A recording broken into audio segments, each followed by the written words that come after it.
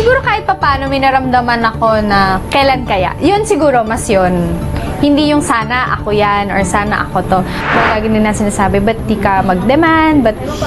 Nadadawit ngayon ang pangalan ni Kay Abad sa issue ng pagtataksil ng aktor na si Daniel Padilla sa ex-girlfriend niyang si Catherine Bernardo. May mga bagong blind item ang inilabas ngayong araw ng Sabado, January 13 na tila tumutukoy this time kay Daniel at Kay Abad na di umano ay nagkaroon ng affair bago ikasal si Kay kay Paul Jake Castillo.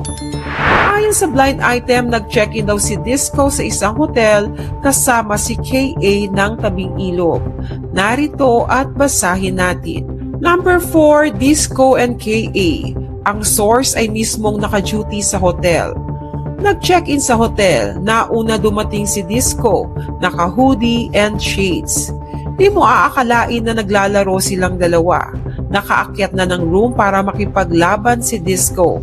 Ang nakakashock ay dumating si Mother at nagsusumigaw na PI, ilabas nyo si Disco. Alam kong nandito siya. Dahil bawal naman sabihin kung saan room naka-check-in dahil protocol din naman talaga ng hotel yun. Wala nagawa si Mudra at umalis na lang. Nangyari ito way back pa bago ikasal si K.A. sa kanyang now husband, 99.9% germ-free. Ano, pass your papers? Hahaha. Kaya daw si Kay Abad ang hula ng netizens ay base sa post. Nagpakasal daw yung girl, 99.9% germs-free.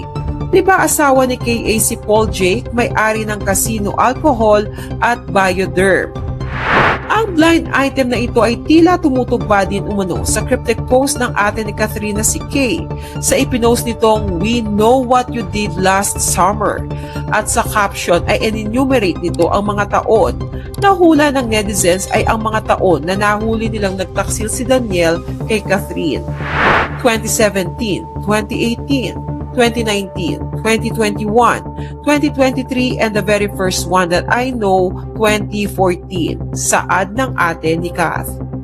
Sa kainitan ng pagkakadawit ng pangalan niya kay Daniel Padilla, ay nagpost naman si Kay Abad sa IG stories ngayong January 13 ng litrato ni ng kaibigan. Sa caption ay nakalagay, "Kinsa Jude ilagi chismisan ani Kay Abad." Na kapag tinranslate sa Tagalog ay sino ba ang pinagchichismisan nila? Na tila pahiwatig na hindi siya affected sa mga chismis tungkol sa kanya. Bago si Kay Abad ay nauna nang nadawit si Ariel Garcia na di umano ay naka-affair din daw ni Daniel bago pa ito ikasal kay Patrick Sugi na tropa din ng Katniel sa Nguya Squad. Ito ang hinihinalang dahilan kung bakit no-show ang Katniel sa kasal ni na Patrick at Ariel noon.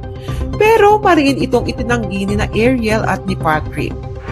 Bukod dito ay lumutang din ang pangalan ng aktres na si Jillian Vicencio na nakatikiman din daw ni Daniel kahit sila pa ni Catherine.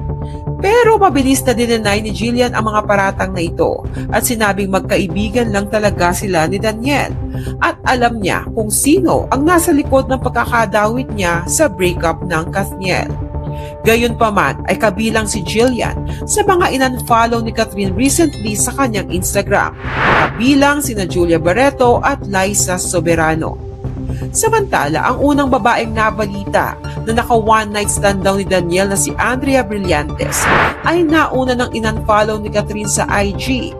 Bagaman may mga nag-ulat na personal umano na in-approach ni Andrea si Catherine noon para mangumpisal dito sa namagitan sa kanila ni Daniel. Nitong mga huling araw ay ibinahagi rin ni Andrea ang mga pag-attend niya sa church, reflecting a moment of spirituality. Samantala, pagkatapos maglabasa ng mga blind item na hinihinalang tungkol kay Daniel, ay spotted naman ang aktor sa airport na nag-iisa na ayon sa uploader ay papunta umano ng Dubai. Nakikita si Daniel na nag-iisa, nakasuot ito ng black pants at black jacket. As usual ay naka-shades ito. Habang kilig naman ang babae na nakapila kasunod niya na siyang kumuha ng video. Nang tawagin nila si Daniel ay tila nginitian sila nito. Base na lang sa pigil na kilig na maririnig na tinura ng babae. Pagkatapos noon ay may lumapit na tila airport security at may ibinulong sa aktor at itinuro kung saan pinalipat ito ng pila.